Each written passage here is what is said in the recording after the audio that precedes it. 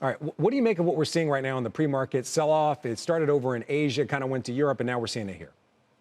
Yeah, I don't think we should be completely surprised that we're seeing a sell off. It's something we've been talking to our clients about for a few months, concerned about some of these things that have been bubbling under the surface in this market. Really, the market's just been driven on the AI, the CapEx story, on strong earnings, which makes a lot of sense that that's driving the market. But there's still these elements: low momentum, low breadth, high valuations, concerns around the labor market and the consumer, all of these things bubbling underneath the surface that we thought would at some point rise to the surface and cause a pullback. And you're seeing it globally as well, poor manufacturing globally with the ISMs this week. So I'm not surprised that we're seeing a pullback right now. Typically you just hear Jamie Dimon talking about it, but now you have other CEOs, David Solomon, Ted Pick, coming out and saying it as well. So maybe the market's starting to listen a little bit. All right, so you're really leading me to my next question. As you mentioned, we heard from Morgan Stanley's Ted Pick, Goldman's David Solomon speaking in Hong Kong, where we saw a big sell-off there. Do you think that was the catalyst, the fact that these big-name bank CEOs are having issues with valuation? Something we've heard from a number of other people, but these two in particular at the same place saying it? Right. I think it got the market's attention to say, wait a minute, this isn't just one person saying this. There's a lot of concern around these valuation levels. And I think Palantir yesterday kind of added fuel to that fire as well. I mean, you've got a stock that's trading what, close to 250 times next 12 months earnings.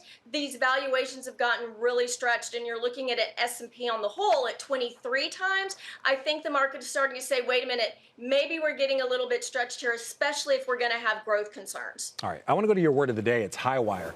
I want to ask, do you think that we're kind of in a high wire when it comes to the markets? There was a stat I talked about earlier in the show.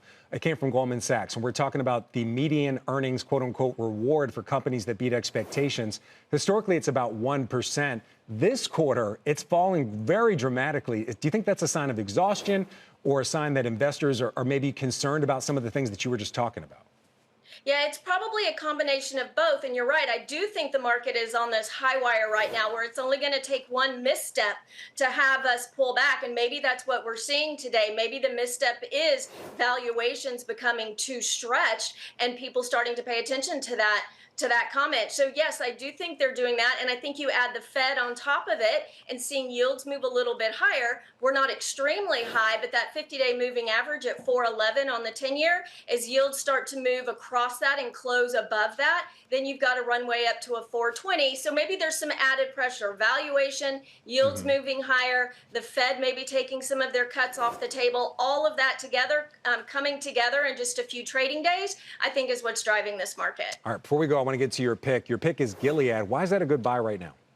Yeah, when we look at the trends in this market, because really that's where we need to be investing, those sectors that have positive trends, healthcare is starting to make that rebound, especially the biotech sector, the biopharma sector. And Gilead is a great place as they extend their pipeline just from HIV to liver disease to oncology. We look at balance sheets and you've got a free cash flow growing almost 40% over the last year. And we talk about valuations, you're trading at 14 times. And so it's a good buy. It's in a sector where the trend is turning. So I think you can add this to your portfolio and have some benefit there.